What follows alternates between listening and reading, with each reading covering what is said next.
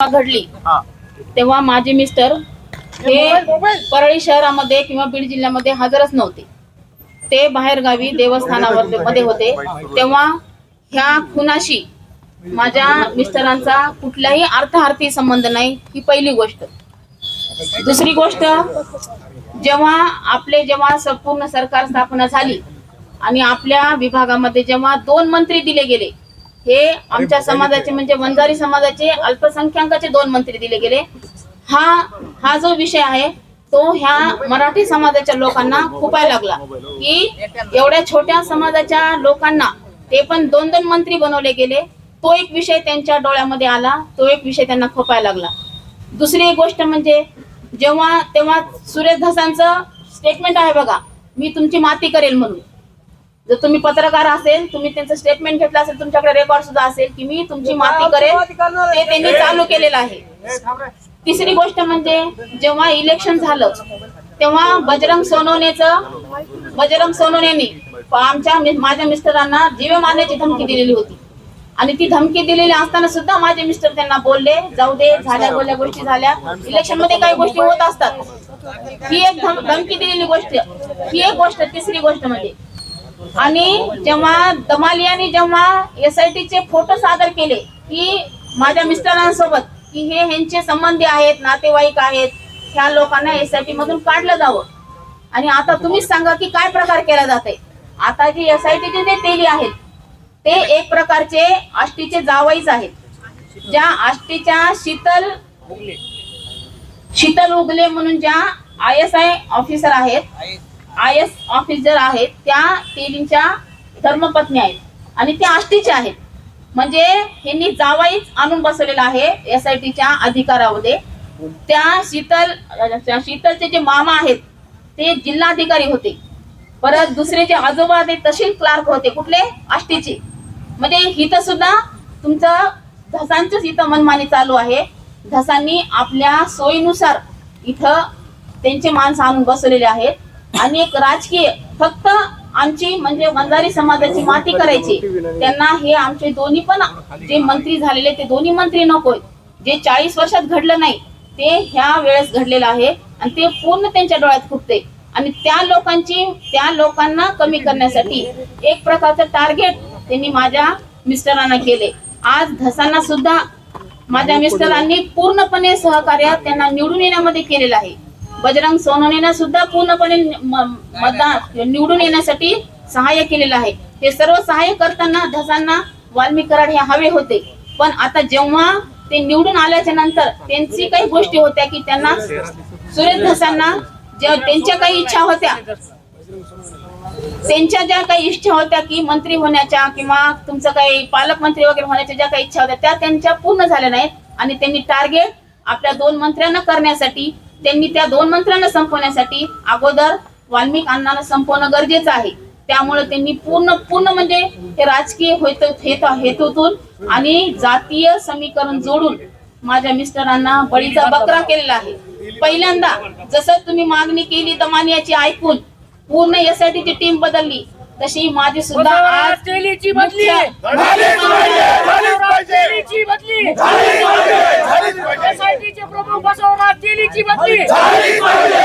मुख्यमंत्र्यांना माझी विनंती आहे की त्यांनी सुद्धा हे जे धसचे जे नातेवाईक आहेत, जे त्यांनी आज SITच्या ह्याच्यावर आणून बसवलेले आहेत, ते पूर्णला पूर्ण 8 लोक बदलून तिथं व्यवस्थित जे कायदा सुव्यवस्था जे सांभाळणारे नातेवाईक तर नकोच तिथं, कोणाचेच नातेवाईक नको तिथं. तर CM साहेबांनी ह्याच्यामध्ये लक्ष घालून जे काही व्यवस्थित आहे त्या व्यवस्थितपणा त्यांनी करावा.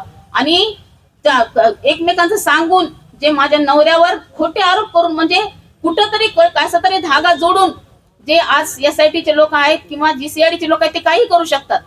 आज कायदा त्यांच्या हातात आहे, ते कुठलाही संदर्भ कुठेही जोडून त्याचा एखाद्या व्यक्तीला बळीचा बकरा करू शकतात. आणि तोच प्रकार माझ्या नवऱ्यासोबत चालू आहे. तर माझी एवढीच इच्छा आहे की SITचे अधिकारी जे आहेत ते पूर्णपणे बदलले जावे. आज उद्याच्या उद्या ते जर नाही बदलले गेले आणि उद्या जर त्यांचं ऐकून जर माझ्या नवऱ्या उद्या कुठले गुन्हे दाखल झाले तर उद्या आम्ही आज निवेदनच दिल्यासारखं देतोय की उद्या आम्ही पूर्ण रोडवर चक्काजाम उद्या करणार आहोत.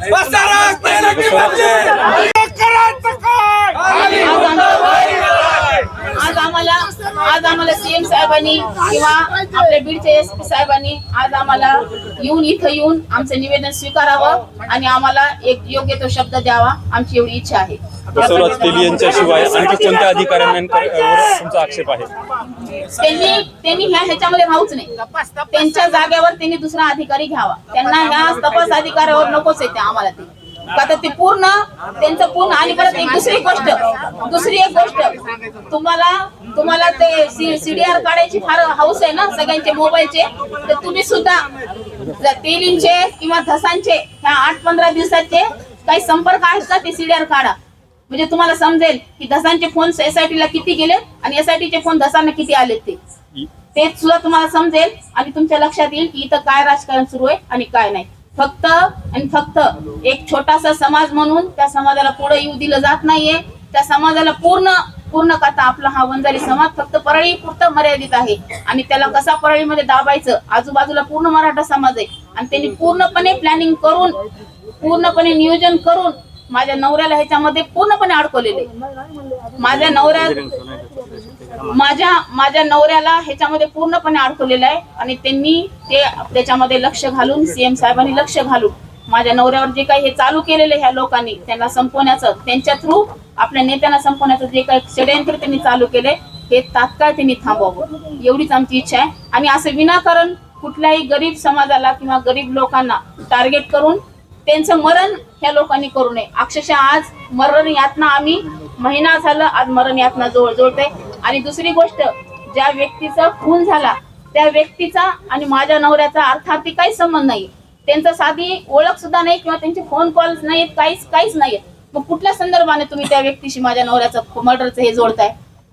जे काही गुन्हा होता त्या गुन्ह्याचं सोडून आज तुम्ही त्या व्यक्तीच्या खुनाच्या आरोपामध्ये तुम्ही चौकशीसाठी थांबून घेतायत, त्यांना त्या चौकशीसाठी अडवतायत. हे कुठला प्रकार आहे? त्यांची ओळख नाही, त्यांचा काही संदर्भ नाही, ते परळीच्या बाहेर कधी गेलेले नाहीत आणि तुम्ही केस सारख्या ठिकाणी मर्डर होतो त्या मर्डरचा संबंध तुम्ही आमच्याशी जोडताय. ही कुठली पद्धत आहे? का जोडताय?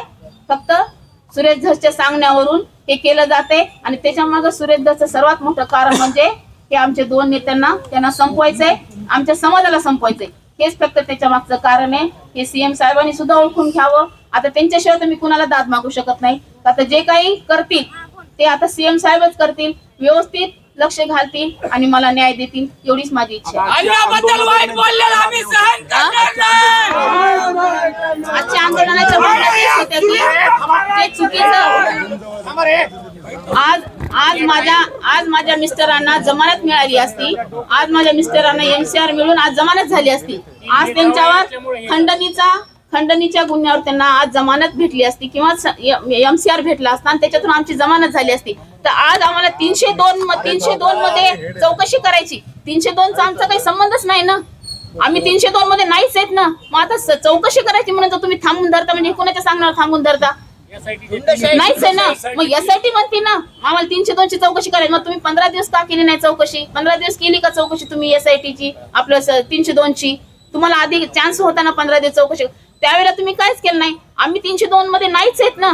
मग आता काहीतरी एखाद्याच्या सांगण्यावरून जर तुम्ही अधिकारी लोक असून सुद्धा जर एखाद्याच्या सांगण्यावरून जर तुम्हाला थांबवायचं आणि चौकशी करायची म्हणजे अजून परत जर माझ्या नवऱ्याला हे करू, जर तुम्ही त्या चौकशीमध्ये त्याचे वेडे वाकडे जर फाटे फोडून जर माझ्या नवऱ्याला अडकवण्याचा प्रयत्न केला त्याच्यामध्ये 302 मध्ये, तर आम्ही पूर्ण रोडवर थांबल्याशिवाय राहणार नाही. या संदर्भामध्ये तुम्ही मुख्यमंत्र्यांना फोनवर काय बोललात का किंवा गृहमंत्र्यांसोबत काय बोलणं झालं, इतर कोणत्या नेत्यांसोबत काय बोलणं झालं? नाही, आमचं दुसऱ्या कुठल्या नेत्यासोबत बोलणं झालेलं नाही. पण आता अशी इच्छा आहे की आमचं मागणं आम्ही आमच्या नेत्याकडे मागणार आहोत. आमच्या नेत्यालाच आम्ही आमची दाद मागणार आहोत. सीएम साहेबांनी ह्याच्यामध्ये लक्ष घालावं, त्याच्याशिवाय काय नाही. का तर शेवटी सगळेजण महायुतीचेच आहेत आणि आम्ही त्यांचंच काम केलेलं आहे. आता त्यांच्याशिवाय आम्हाला पुन्हा पर्यायच नाही. त्यांच्याशिवाय आम्ही त्यांच्याकडे मागणार. तर माझं एवढंच मागणं आहे की आम्ही पूर्ण दाद ही सीएम साहेबांनाच मागणार की ह्याच्यामध्ये माझ्या नवऱ्याला विनाकारण अडकवू नका. तुमचं राजकारण जे काय करायचंय ते तुमचं तुम्ही तिकडं करा. आम्हाला त्या राजकारण काही घेणं देणं नाही किंवा काय नाही. माझा नवरा हा प्रामाणिकपणे तुमच्या युतीमध्ये असल्यामुळे सगळ्यांचं त्यांनी प्रामाणिकपणे काम केलेलं आहे. आता तुमच्या राजकारणासाठी तुम्ही माझ्या नवऱ्याचं बळी ह्याच्यामध्ये घेऊ नका. तुम्हाला काय करायचंय ते राजकारण तुम्ही तुमचं तिकडे मुंबईमध्ये बसून करा, नाही तर तिकडे त्या केसमध्ये बसून करा. पण माझ्या नवऱ्याचा ह्याच्याशी काही संबंध नाहीये. त्यानं फक्त प्रामाणिकपणे तुमच्या पक्षाचं काम केलेलं आहे. तुमचे माणसं बहुमतानं निवडून आलेले आहेत. आणि त्याचं फळ म्हणून आज आम्हाला आम्ही छोटा समाज असल्यामुळं आज आम्हाला सरकारनं 2 मंत्री सुद्धा दिलेले आहेत. आणि त्याचं जळवणूक होणे, त्याचा तुम्हाला त्रास होत असल्यामुळे तुम्ही जर एखाद्या सामान्य लोकाला जर तुम्ही त्रास देत असाल तर ही फार म्हणजे फार चुकीची गोष्ट आहे. हे बरोबर नाही. हे तळतळात तुम्हाला राहायला लागल्याशिवाय राहणार नाही. तुम्ही दुसऱ्याला म्हणता का माती करतो म्हणून, पण तुमची सुद्धा माती झाल्याशिवाय राहणार नाही. तुम्हाला जे काही तपास करायचे ते तुम्ही तपास करा. तुमची माती तेच की तुमची माती झाली, तुम्हाला काही सापडतच नव्हतं म्हणून तुम्ही तुमचे पाहुणे नातलग आणून बसवले आणि तुम्ही त्यांच्या लगाम स्वतःच्या हातामध्ये घेतल्या जाता आणि स्वतःच्या ह्याच्याप्रमाणे तुमची मनमानी चालू आहे. हे गुन्हे दाखल कर, त्याच्यात ते गुन्हे दाखल कर, कुठून नाही कुठून धागा दोरा जुळायचा. माझा नवरा आज हा सगळ्या समाजाचं काम करत होता आणि ह्याला फोन केला आणि त्याला फोन केला आणि ह्याचा संबंध आहे. अरे तुमचे 100 लोकांना फोन असतात ना, ते काय सांगून करून कुठले गुन्हे येतात? स्वप्न पडलेलं असतं का हा व्यक्ती गुन्हा करेल, तो व्यक्ती गुन्हा करेल म्हणून?